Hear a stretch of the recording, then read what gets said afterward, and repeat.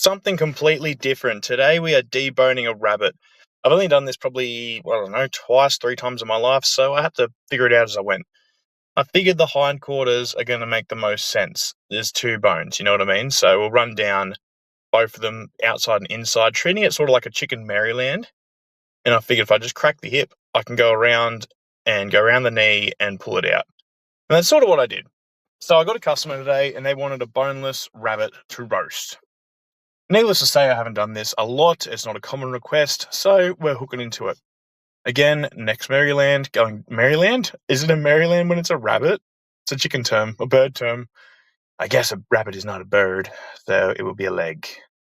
Anyway, going around it, popping it out, around the bottom of the femur bone, make sure we're disconnecting everything, then we can pull to the knee, go around the knee, and off it comes. Bit of shin meat left on, but I don't really know the structure of the top of the leg there. I'm assuming it'll, be one big bone, one little bone, like the rest of everything, but you never can tell with these things. So what we're doing is we're just rolling around the outside of the hip there and just digging around the bottom end of the tail, just hoping to get some sort of disconnect. There we go. Now, it's about this time I think I started trying to work on these ribs and quickly discovered that if you remove the cartilage in between the brisket bones, you can pretty much just pull it and the ribs will come straight clean out. Really nice and easy. So we're doing that. These bones are brittle and sharp and messy and just not much fun. The rabbit's, I don't know, it's not a great animal, to be honest. So I did the one for the customer. I did another one afterwards for myself, or whichever order. I did two anyway. So I filmed the first one, which was stupid, actually, looking back. But I did two, took one home myself, and I'm going to cook it.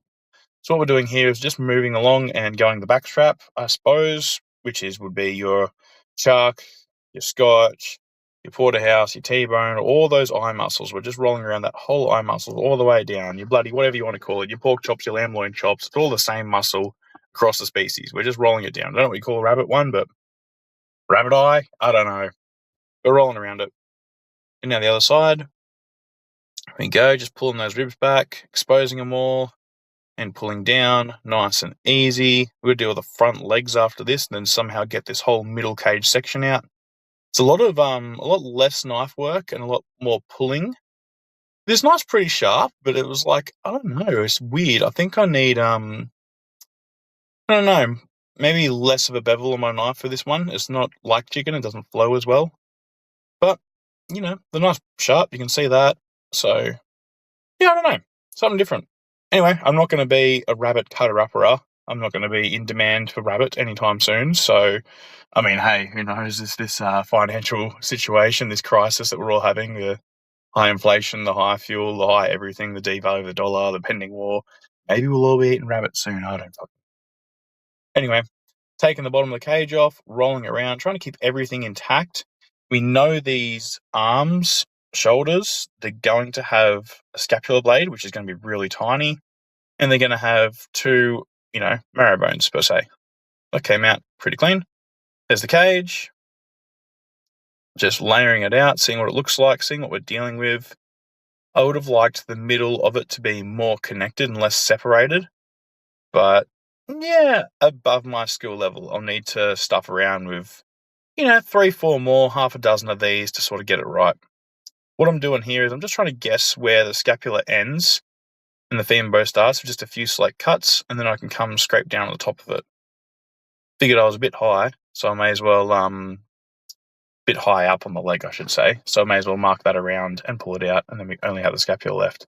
So doing the undercut, just going from my experience of beef, lamb, pork with this and thinking it's muscle, the bone structure is probably going to be somewhat the same. So we'll mark the undercut, we'll mark the top, mark the other top, and then just give it a pull.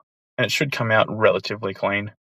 These are a frozen product, so like the meat's a little bit, not mushy, but I don't know, it's lost a bit of water, it's gained a bit of water. It's one of those things, so don't have much demand for fresh rabbit, unfortunately.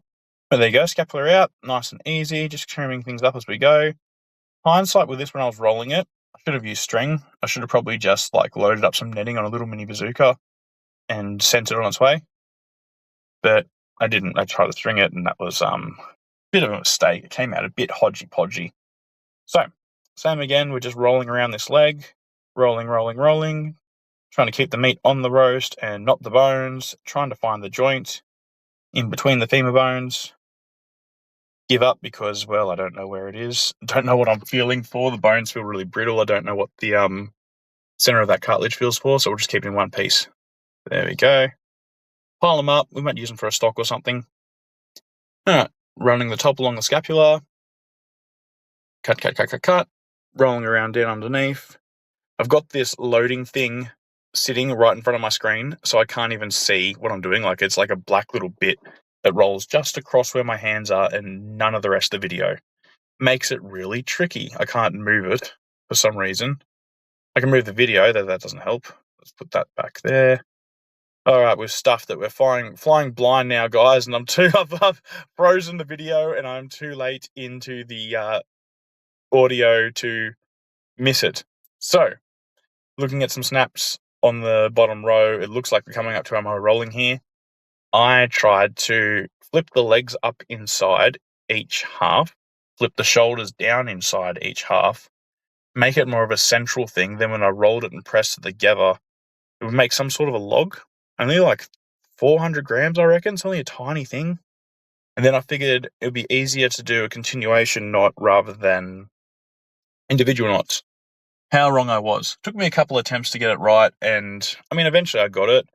Could have rolled it better. I reckon next time it's a netting job, or like I've seen some like French and Italian butchers do, they put sausage meat in the middle and roll some pastry or bacon around it and use that to sort of keep it in place. But we didn't do that. So there you go. There's our little our little rabbit roast. You guys have a good